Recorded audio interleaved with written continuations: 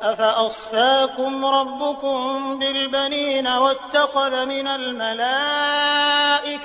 إناثا إنكم لتقولون قولا عظيما ولقد صرفنا في هذا القرآن ليذكروا وما يزيدهم إلا نفورا قل لو كان معه آلهة كما يقولون إذا لابتغوا إلى ذي العرش سبيلا سبحانه وتعالى عما يقولون علوا كبيرا. السلام علیکم ورحمۃ اللہ وبرکاتہ. اعوذ باللہ من الشیطان الرجیم. بسم اللہ الرحمن الرحیم. افاصفاکم ربکم بالبنین واتخذ من الملائکۃ اناثا انکم لتقولون قولا عظیما وَلَقَدْ صَرَّفْنَا فِي هَذَا الْقُرْآنِ لِيَذَّكَّرُوا وَمَا يَزِيدُهُمْ إِلَّا نُفُورًا قُلْ لَوْ كَانَ مَعَهُ آلِهَةٌ كما يقولون إذا لابتغوا إلى ذي العرش سبيلا سبحانه وتعالى عما يقولون علوا كبيرا. شروع کرتی ہوں اللہ کے نام سے جو بے انتہا مہربان اور انتہائی رحم فرمانے والا ہے. افاصفاکم کیا چن لیا یا پسند کیا تمہیں ربکم پروردگار تمہارے نے بالبنینا بیٹوں کے ساتھ واتخذ اور خود بنا لیا من الملائکتی فرشتوں کو اناثا بیٹیاں انکم تحقیق تم لتقولون البتہ کہتے ہو قولاً بات عظیمہ بڑی وَلَقَدْ اور البتہ تحقیق صرفنا طرح طرح سے بیان کیا ہم نے فی ھذا القرآن اس قرآن میں لیذکروا تاکہ وہ نصیحت پکڑیں وما یزیدہم اور نہیں زیادہ ہوتی ان کو الا مگر نفورا نفرت یا بدکنا. قل کہہ دیں لو اگر کانا ہوتے معہو ساتھ اس کے آلہتن اور معبود کما جیسا کہ یقولون یہ کہتے ہیں اذا اس وقت لبتغوا وہ ضرور ڈھونڈتے الی طرف ذی العرشی مالک عرش کی سبیلا کوئی راستہ سبحانہ وہ پاک ہے وتعالی اور بلند ہے عما اس چیز سے جو یقولون وہ کہتے ہیں علواً برتر کبیرہ بہت بڑا. نحمدہ ونصلی علی رسولہ الکریم. رب اشرح لی صدری ویسر لی امری واحلل عقدۃ من لسانی یفقہوا قولی. اللہم ارنا الحق حقا وارزقنا اتباعہ وارنا الباطل باطلا وارزقنا اجتنابہ. آمین یا رب العالمین. الحمدللہ اللہ تعالیٰ کا بے حد شکر احسان ہے کہ ہم سورہ بنی اسرائیل کو پڑھنے اور سمجھنے کی کوشش کر رہے ہیں. اللہ تعالیٰ اس میں ہماری بہترین مدد فرمائے اور ہمیں بہترین عمل کرنے والوں میں شامل فرما لے. آمین ثم آمین. پچھلی بار کے سبق میں ہم نے دیکھا تھا کہ وہ 14 نکاتی منصوبہ جو کہ ایک اسٹیٹ بننے سے پہلے دیا گیا تھا وہ ختم ہوا اور اس کا اختتام اس بات پر کیا اللہ تعالیٰ نے کہ زمین میں انسان بن کر چلو، انسان بن کر رہو.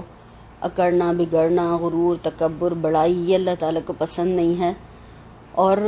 تم نہ تو زمین کو پھاڑ سکتے ہو نہ آسمانوں کی بلندی کو پہنچ سکتے ہو. اور یہ ساری چیزیں اس رکوع میں جو بتائی گئی تھیں اور یہ سب چیزیں اللہ تعالیٰ کو بہت ناپسند ہیں کیونکہ ان سے زمین میں فساد برپا ہوتا ہے. اور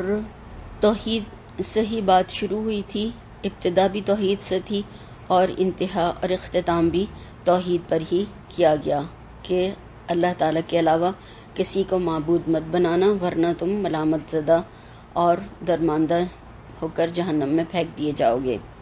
اب یہاں سے ہم دیکھیں گے کہ ان کی کچھ کٹ حجتیوں کے جواب دیے گئے ہیں جو وہ سوالات کرتے تھے اور غلط باتیں تھیں ان کے بارے میں ان عقائد کو درست کیا گیا ہے اور ان کی باتیں انہی کے اوپر ہی پلٹی گئی ہیں۔ تو یہاں پر فرمایا افا اسفاکم ربکم بالبنین واتخذ من الملائکۃ اناثا انکم لتقولون قولا عظیما۔ مشرکوں، کیا تمہارے پروردگار نے تم کو تو لڑکے دیے اور خود فرشتوں کو بیٹیاں بنا لیا؟ کچھ شک نہیں کہ یہ تم بڑی نامعقول بات کہتے ہو۔ اب یہاں پر سوال کر کے ان کے شعور کو، ان کی عقل کو بیدار کیا گیا ہے اور پھر اس کا جواب دیا گیا ہے۔ اور کیا تمہیں نہیں بتایا گیا تھا؟ کیا ایسا ہو سکتا ہے؟ کیا یہ ممکن ہے؟ کیا اللہ تعالیٰ نے پسند کر لیا؟ کیا چن لیا اللہ تعالیٰ نے؟ یہاں پر اس سوال سے بات شروع کی گئی ہے اور ان کی بات ان پر ہی ڈالی گئی ہے کہ جو ناپسندیدہ چیز تھی وہ اللہ تعالیٰ کے لیے کر دی تم نے، اور جو پسندیدہ تھا تو وہ خود اپنے لیے کر لیا۔ تو یہ کیسا انصاف ہے اور یہ اللہ تعالیٰ سے کیسی محبت ہے؟ تو ان کے غلط نظریے پر یہاں ٹوکا گیا ہے کہ جو تم کہہ رہے ہو یہ کوئی چھوٹی بات نہیں ہے، اور ان کے نزدیک بیٹیاں اچھی نہیں تھیں، اس لیے یہاں پر یہ بات کہی گئی ہے۔ سورہ نحل 58 سے 60 آیت تک یہی بات بتائی گئی ہے، اور اللہ تعالیٰ نے فرمایا کہ یہ اللہ کے لیے بیٹیاں تجویز کرتے ہیں، سبحان اللہ، اور ان کے لیے وہ جو یہ خود چاہیں۔ جب ان میں سے کسی کو بیٹی کے پیدا ہونے کی خوشخبری دی جاتی ہے تو اس کے چہرے پر کلونس چھا جاتی ہے اور وہ بس خون کا سا گھوٹ پی کر رہ جاتا ہے، لوگوں سے چھپتا پھرتا ہے کہ اس بری خبر کے بعد کیا کسی کو منہ دکھائے، سوچتا ہے کہ ذلت کے ساتھ بیٹی کو لیے رہے یا مٹی میں دبا دے۔ دیکھو کیسے برے حکم ہیں جو یہ اللہ کے بارے میں لگاتے ہیں، بری صفات سے متصف کیے جانے کے لائق تو وہ خود ہیں جو آخرت کا یقین نہیں رکھتے، رہا اللہ تو اس کے لیے سب سے برتر صفات ہیں، وہی تو سب پر غالب اور حکمت میں کامل ہے۔ یہاں پر بھی شرک کی تردید کی گئی ہے، اور اہل عرب جو تھے مشرکین فرشتوں کو اللہ کی بیٹیاں کہتے تھے، اور ان کے بارے میں یہاں پر یہ بتایا گیا کہ ان کے معبودوں میں دیوتا کم تھے اور دیویاں زیادہ تھیں، یعنی عورتیں زیادہ تھیں، اور ان دیویوں کے متعلق ان کا عقیدہ یہ تھا کہ یہ اللہ کی بیٹیاں ہیں، اور اسی طرح وہ فرشتوں کو بھی اللہ کی بیٹیاں کہتے تھے۔ تو یہاں پر ان کے اس رویے کی نفی کی گئی ہے کہ اپنے لیے جس بیٹی کو یہ اس قدر عار سمجھتے ہیں اس کو اللہ کے لیے بلا تعامل تجویز کر دیتے ہیں، اور اللہ کے لیے تو اولاد تجویز کرنا ایک شدید جہالت اور گستاخی کی بات ہے، اور ان باتوں میں وہ اتنے دلیر ہو گئے ہیں اور اتنے گستاخ ہو گئے ہیں کہ ان کو کوئی قباحت ہی محسوس نہیں ہوتی ہے کہ وہ اس طرح کی باتیں اللہ کی طرف منسوب کرتے ہیں۔ اور یہ بھی اس کا مطلب نہیں ہے کہ یہاں پر بیٹیوں کی کچھ قدر کم کی گئی ہے یا پھر اللہ تعالیٰ نے ان کے بارے میں کچھ اس طرح کی بات کی ہے، بلکہ اللہ تعالیٰ کو تو نہ بیٹے چاہیے نہ بیٹیاں، کیونکہ سورہ مریم میں یہی بات اللہ تعالیٰ نے فرمائی ہے کہ وہ کہتے ہیں کہ رحمان نے کسی کو بیٹا بنایا ہے، سخت بےہودہ بات ہے جو تم لوگ گڑ لائے ہو، قریب ہے کہ آسمان پھٹ پڑیں، زمین شق ہو جائے اور پہاڑ گر جائیں اس بات پر کہ لوگوں نے رحمان کے لیے اولاد ہونے کا دعویٰ کیا۔ رحمان کی شان یہ نہیں کہ وہ کسی کو بیٹا بنائے، زمین اور آسمانوں کے اندر جو بھی ہیں سب اس کے حضور بندوں کی حیثیت سے پیش ہونے والے ہیں، سب پر وہ محیط ہے اور اس نے ان کو شمار کر رکھا ہے، سب قیامت کے روز فردن فردن اس کے سامنے حاضر ہوں گے۔ یہ سورہ مریم کی آیت کا ترجمہ ہے 88 سے 95 تک۔ تو اللہ تعالیٰ نے اس میں صاف ہمیں بتا دیا کہ نہ اسے بیٹوں کی ضرورت ہے نہ اسے بیٹیوں کی ضرورت ہے، اور اس میں کسی کی کمی بھی نہیں کی گئی ہے، تحقیر نہیں کی گئی ہے، اور کسی کو چھوٹا بڑا کچھ نہیں کہا گیا ہے، بلکہ اللہ تعالیٰ کو ان سب چیزوں کی ضرورت نہیں ہے، ان سب چیزوں کی ضرورت تو انسانوں کو ہے۔ اللہ تعالیٰ اس سے بے نیاز ہے کہ اس کی کوئی اولاد ہو، اور یہ اتنی سخت بات ہے کہ آسمان اور زمین اپنی جگہ سے ہل جائیں اور گر پڑیں اور ساری چیزیں جو اس کے درمیان ہیں سب ختم ہو جائیں۔ اللہ تعالیٰ اس سے محفوظ رکھے۔ اور یہ شرک کی بھی تردید کی گئی ہے اس میں۔ اب آگے کی آیات میں 41 آیت سے لے کر 52 آیات تک قرآن کے حوالے سے ہمیں کچھ باتیں بتائی ہیں اللہ تعالیٰ نے۔ اس کے بارے میں فرمایا وَلَقَدْ صَرَّفْنَا فِي هَذَا الْقُرْآنِ لِيَذَّكَّرُوا وَمَا يَزِيدُهُمْ إِلَّا نُفُورًا، اور ہم نے اس قرآن میں طرح طرح کی باتیں بیان کی ہیں تاکہ لوگ نصیحت پکڑیں، مگر وہ اس سے اور بھٹک جاتے ہیں۔ طرح طرح سے سمجھانے کا جو مطلب ہے وہ بتایا گیا کہ ہم نے قرآن میں تمام بشارتیں، ڈراوے بیان کر دیے تاکہ لوگ اچھی طرح سے اس بات کو سمجھ لیں اور ان دلائل سے، ان نصیحتوں سے خوب سمجھ جائیں، فائدہ اٹھائیں، شرک اور ظلم اور بہتان اور افطرا سے بچیں۔ مگر یہ نصیحتیں ظالموں کے لیے نفرت میں اور اضافے کا ہی سبب ہو رہی ہیں اور وہ اور حق سے زیادہ دور ہوتے چلے جا رہے ہیں۔ تو یہاں پر اللہ تعالیٰ نے بہت زیادہ زور دے کر فرمایا کہ یہ جو آیات کا پھیر پھیر کر بیان کرنا ہے، صرفنا کا مطلب ہوتا ہے پھیر پھیر کر، بار بار، طرح طرح سے بیان کرنا۔ تصریف الریاح کہا جاتا ہے بادلوں کے بار بار آنے کو بھی۔ تو یہ احکامات اس میں ہیں، مثالیں ہیں، نصیحتیں ہیں، دلائل دیے گئے ہیں، واقعات بتائے گئے ہیں، ترغیب دی گئی ہے، ترہیب ہے، واعظ اور نصیحت ہے۔ یہ بار بار سمجھانا جو ہے تاکہ لوگوں کو بات اچھی طرح سے سمجھ میں آ جائے۔ ایک دفعہ نہیں سمجھ آئی، پہلے نہیں سمجھے تو دوبارہ سمجھ لیں، دوبارہ بھی نہیں سمجھ آئی تو تیسری دفعہ سمجھ لیں۔ مگر لوگوں نے اس کو سن کر نہیں دیا، کہتے ہیں کہ یہ بار بار اس میں باتیں کیوں دہرائی جاتی ہیں، یہ کیسا کلام ہے، یہ کیسی بات ہے کہ اس میں بار بار چیزیں دہرائی گئی ہیں، جبکہ مقصد اس کا یہ تھا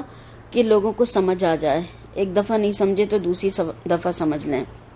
اور کبھی ایسا ہوتا ہے کہ ہم پڑھتے چلے جاتے ہیں، وہ بات ہماری سمجھنے میں یا ہماری سمجھ میں آنے میں اتنی اچھی طرح سے نہیں سمجھ آتی ہے ہمیں، اور پھر دوبارہ پڑھتے ہیں جب تو وہ بات بہت اچھی طرح سمجھ میں آ جاتی ہے۔ تو یہ جو ہے عام لوگوں کے لیے، ہر ایک کے لیے ہے، علماء کرام کے لیے نہیں ہے، بلکہ کم سمجھ رکھنے والے کے لیے بھی ہے، اور ہر ایک کے لیے یکساں فائدہ مند ہے یہ کتاب۔ ایک دفعہ پڑھا سمجھ نہیں آیا، دوسری دفعہ پڑھا سمجھ میں آ گیا، عمل کرنا شروع کر دیا۔ اور کوئی اگر اس وجہ سے اس کتاب کو پڑھنا چھوڑ دے کہ اس میں یہ بات کی گئی ہے، یا جیسے عام طور پر بچے اگر ضد کر رہے ہوتے ہیں اور کہتے ہیں کہ نہیں بار بار کیوں سمجھایا، جھنجلا جاتے ہیں ایک دفعہ سے دوسری دفعہ کہنے پر، تو اللہ تعالیٰ نے مثالیں بار بار اس لیے بیان کی ہیں کہ لوگ نصیحت حاصل کریں، نصیحت پکڑیں،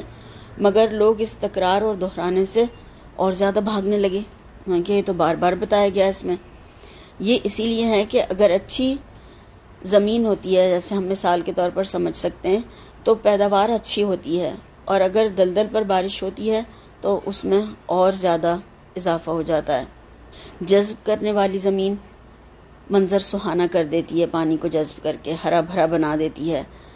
اور دلدل جو ہے اس میں کیچڑ میں اور اضافہ ہو جاتا ہے، اور بڑھ جاتی ہے، بارش سے اس میں کچھ اور گند بڑھ جاتا ہے۔ تو کچھ قرآن سن کر ٹھہر جاتے ہیں، سمجھ لیتے ہیں، عمل بدل جاتا ہے، اور کچھ بھاگ جاتے ہیں، کچھ جھک جاتے ہیں، مان لیتے ہیں۔ تو یہاں پر نفورا جو فرمایا گیا کہ نفرت سے بھاگنا، دور ہونا، دوڑنا اور بدکنا۔ تو جب انسان نفرت سے بھاگتا ہے کسی چیز سے تو پیچھے مڑ کر بھی نہیں دیکھتا،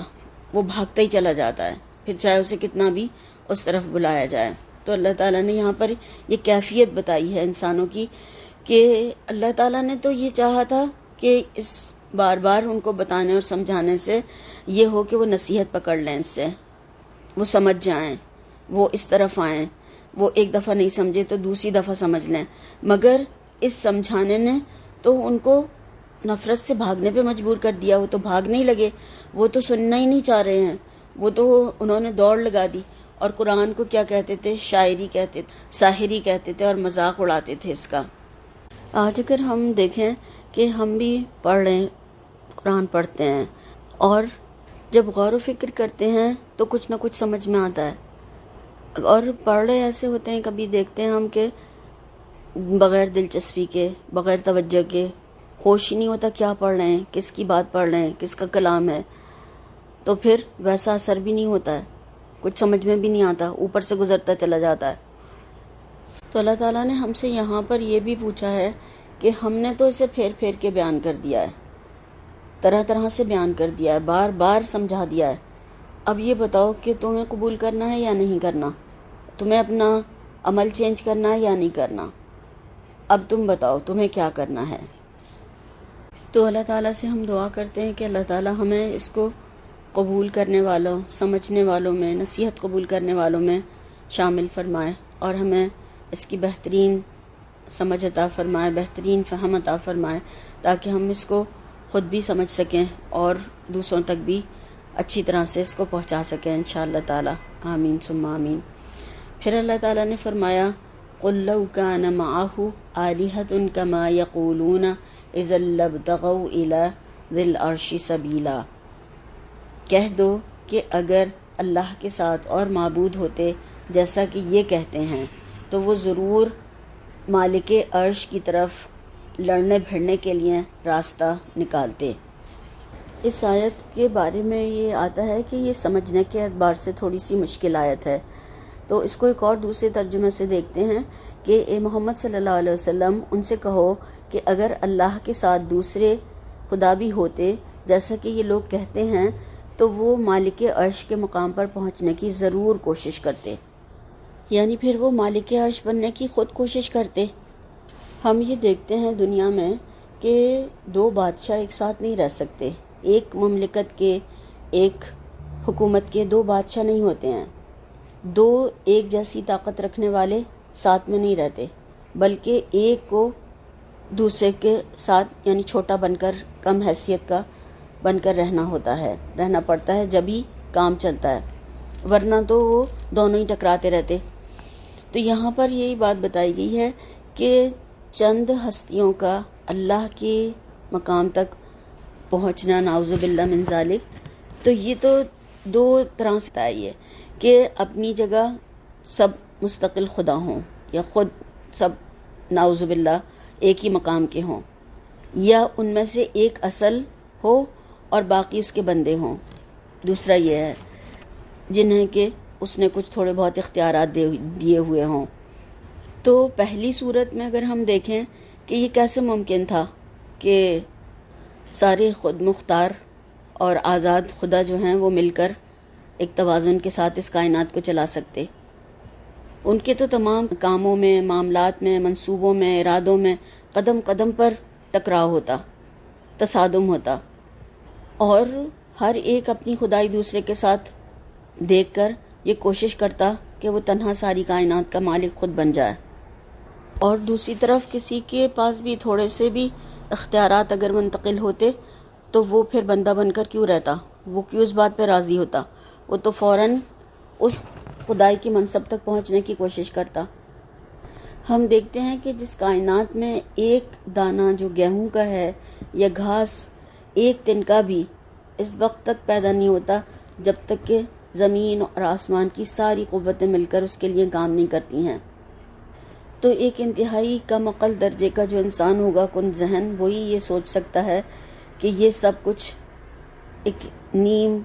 مختار خدا کر رہے ہوں گے، یعنی جن کے پاس تھوڑے تھوڑے سے کوئی اختیارات ہوں گے، ورنہ جس نے کچھ بھی اس نظام کے مزاج کو سمجھا ہوگا تو وہ اس نتیجے پر پہنچے بغیر نہیں رہ سکتا کہ یہاں خدائی جو ہے بالکل ایک ہی کی ہے، اور اس کے ساتھ کسی درجے میں بھی کوئی دوسرا شریک نہیں ہو سکتا، اگر ہوگا تو پھر وہ ٹکراؤ ہی ہوتا رہتا۔ تو یہاں پر ہم دیکھ رہے ہیں کہ پہلے اللہ تعالیٰ نے ان کے جو عقیدے کی تردید کی، جو وہ فرشتوں کو اللہ کی بیٹیاں کہتے تھے کہ انہیں اللہ تعالیٰ کو کسی کی ضرورت نہیں ہے، پھر قرآن کی بات کی، اور اس سے بھی ان کو اختلاف تھا کہ یہ بار بار کیوں چیزیں دہرائی گئی ہیں، کیونکہ قرآن جو ہے بار بار طرح طرح سے سمجھا کر بتا کر توحید کا سبق دیتا ہے، اور یہ لوگ شرک کر رہے تھے، یہ بتوں کے پجاری تھے، اور ان کے مفادات پر زد پڑتی تھی توحید کی وجہ سے،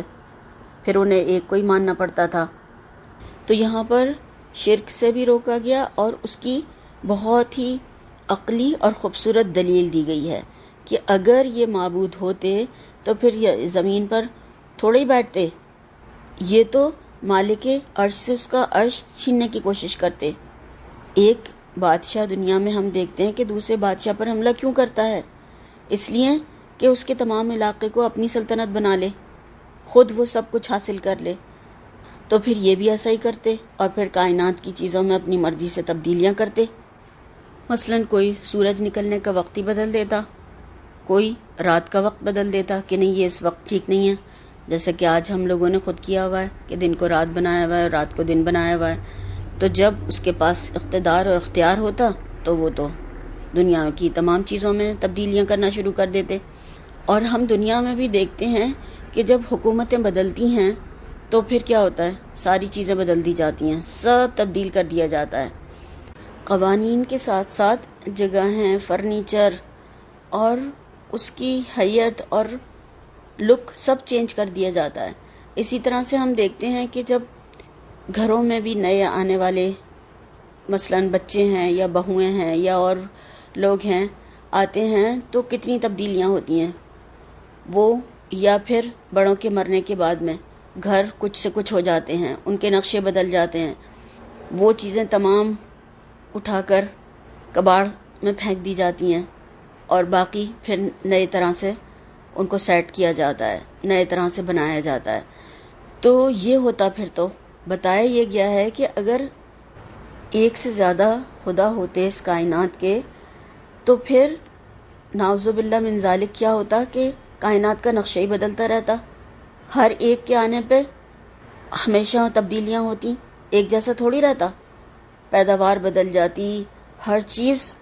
دوسرے کے آنے پر وہ سب چیزیں چینج ہونے لگتی، کیونکہ دوسرے کو کچھ اور پسند ہوتا تو وہ اس میں اضافہ کرتا، اور اس طرح سے دنیا ایک حالت پہ نہیں رہتی بلکہ یہ سب کچھ مستقل بنیادوں پر چینج ہوتا رہتا۔ تو یہ اگر ہم دیکھیں تو بہت ہی خوبصورت آیت ہے، اور اللہ تعالیٰ نے کتنے پیارے انداز سے عقلی دلیل دی ہے کہ اگر اللہ تعالیٰ کے ساتھ اور معبود ہوتے جیسا کہ یہ کہتے ہیں، یعنی ہے نہیں ایسا، یہ کہہ رہے ہیں، یہ غلط باتیں کر رہے ہیں، تو پھر وہ پھر زمین پر کیوں بیٹھے رہتے؟ وہ تو سب پھر ایک جیسا رتبہ مرتبہ حاصل کرنے کے لیے وہ تو پھر جنگیں ہو جاتی، وہ تو سب کچھ پھر لڑائی بھڑائی کے ذریعے سے وہاں تک پہنچنے کی کوشش کرتے، جیسا کہ دنیا میں ہم دیکھتے ہیں بادشاہ کرتے ہیں۔ اور اس کے حوالے سے جو مولانا حالی کی ہے وہ بہت ہی خوبصورت نظم ہے، اور انہوں نے اسی چیز کو اس میں واضح کیا ہے جو ہم نے پہلے بھی دیکھی تھی کہ اگر دو خدا ہوتے سنسار میں تو دونوں بلا ہوتے سنسار میں، خطرناک ہوتا زمانے کا رنگ، ہوا کرتی ہر روز دونوں میں جنگ، ادھر ایک کہتا کہ میری سنو، ادھر ایک کہتا میاں چپ رہو، ادھر ایک کہتا کہ بھائی میرے رہے آج دنیا میں بارش رہے، بگڑ کر ادھر دوسرا بولتا نہیں آج ہے دھوپ کا فیصلہ، غرض اس طرح وہ اسے روکتا اور اسی طرح وہ بھی اسے ٹوکتا، بگڑ کر چھڑی مارتا ایک خدا تو پھر دوسرا اس پہ چڑھ دوڑتا، خدا دونوں لڑتے لڑاتے یوں ہی، شب و روز فتنے اٹھاتے یوں ہی، زمیں کانپتی آسماں کانپتا، لڑائی سے سارا جہاں کانپتا، تو دنیا کی یہ بحر و بر خشک تر بہت جلد ہو جاتے زیر و زبر، یہ تارے یہ تاروں کی جھرمٹ میں چاند بری طرح گر پڑتے ہو کے ماند، نہ ہم ہوتے بچوں جہاں میں نہ تم، سرے سے جہاں بن کے خود ہو جاتا گم، حقیقت میں سب کا خدا ایک ہے، خدا کو جو مانے وہی نیک ہے۔ بہت ہی خوبصورت انداز میں اس کو یہاں پر سمجھایا ہے اس نظم میں مولانا حالی نے۔ پھر فرمایا سبحانہ وتعالی اما یقولون علوا کبیرا، وہ پاک ہے اور جو کچھ یہ بکواس کرتے ہیں اس سے اس کا رتبہ بہت عالی ہے۔ یعنی اللہ تعالیٰ کی ذات جو ہے تو وہ ہر پہلو سے مقدس ہے، مطہر ہے، اور وہ لوگوں کے الزامات سے بری ہے، غلط باتوں سے بری ہے۔ وہ تو ایک اللہ ہے جو بے نیاز ہے اور صاحب اولاد نہیں، اور نہ ماں باپ والا ہے، اور نہ کوئی اس کے برابر کا ہے، نہ اس کا کوئی شریک ہے۔ اور آج ہم دیکھتے ہیں کہ مسلمانوں میں بھی یہ غلط عقائد موجود ہیں کہ کچھ بزرگ ہیں، کچھ اوتار ہیں، کچھ ایسے ولی ہیں کہ جو نعوذ باللہ اللہ تعالیٰ کی مدد کرتے ہیں۔ تو یہاں پر ہم دیکھتے ہیں کہ سب کی تردید کر دی گئی اور فرمایا گیا کہ لوگ اللہ تعالیٰ کے بارے میں جو کہتے ہیں وہ تو بہت ہی بلند ہے ان سب باتوں سے جو یہ لوگ کر رہے ہیں۔ تو یہ بہت ہی خوبصورت آیات ہیں جن کے اندر شرک کی تردید کی گئی ہے، بہت خوبصورت انداز میں سمجھایا گیا ہے، دلیلیں دی گئی ہیں، اور اللہ تعالیٰ شرک کو پسند نہیں فرماتے۔ اس کی ذات بہت بلند اور اعلیٰ ہے ان سب باتوں سے جو یہ لوگ کرتے ہیں۔ تو اللہ تعالیٰ ہمیں اس کی بہترین سمجھ عطا فرمائے اور بہترین عمل کرنے والوں میں شامل فرما لے۔ اس کو آئندہ کی آیات کے ساتھ ملا کر دیکھیں گے انشاءاللہ تعالیٰ اگلی بار۔ سبحانک اللہم و بحمدک، اشہد ان لا الہ الا انت، استغفرک و اتوب الیک۔ السلام علیکم ورحمۃ اللہ وبرکاتہ۔